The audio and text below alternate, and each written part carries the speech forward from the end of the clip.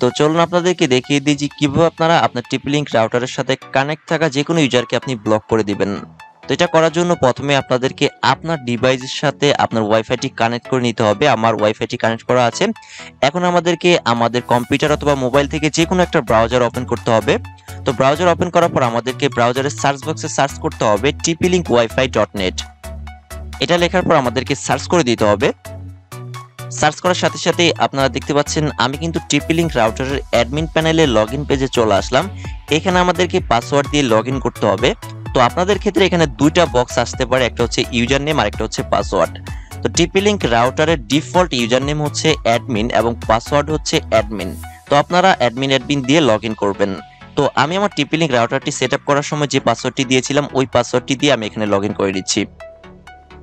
Password দিয়ে লগইনে click করার সাথে সাথে আপনারা দেখতে পাচ্ছেন আমি কিন্তু আমার TP-Link রাউটারের অ্যাডমিন প্যানেলের হোম পেজের মধ্যে চলে আসলাম।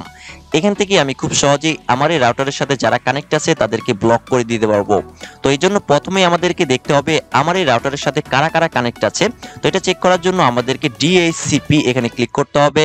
ক্লিক করার পর DHCP ক্লায়েন্ট লিস্ট এখানে ক্লিক করতে হবে।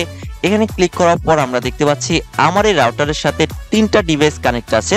তো এখান থেকে আমি যে ডিভাইসটাকে ব্লক করতে চাচ্ছি ওই ডিভাইসের ম্যাক অ্যাড্রেসটাকে কপি করতে হবে। তো সাপোজ আমি আপনাদেরকে দেখানোর জন্য এখানে 1 নম্বরে যে ডিভাইসটি আছে এই ডিভাইসটাকে ব্লক করে আপনাদেরকে দেখাবো।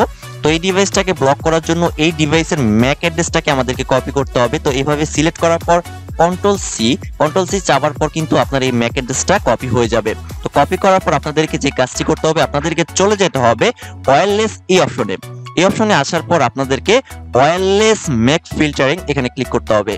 ক্লিক করার পর আপনারা দেখতে পাচ্ছেন যে ওয়্যারলেস ম্যাক ফিল্টারিং এটা কিন্তু এখানে ইনেবল করা আছে। তো এটা যদি এখানে ইনেবল করা না থাকে সেক্ষেত্রে কিন্তু আপনারা ইনেবল করে নেবেন। তো আপনারা দেখতে পাচ্ছেন আমার এখানে কিন্তু এটা ইনেবল করা আছে।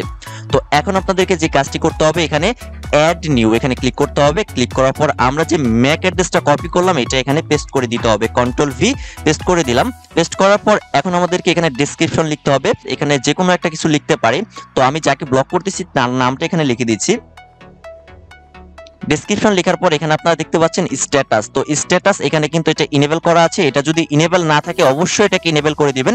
ইনেবল করার পর আপনারা সেভে ক্লিক করে দিবেন। সেভে ক্লিক করার সাথে সাথে আপনারা দেখতে পাচ্ছেন যে এই ডিভাইসটি কিন্তু এখানে অ্যাড হয়ে গেছে এবং এই ডিভাইসটি কিন্তু এখন ব্লক হয়ে গেছে।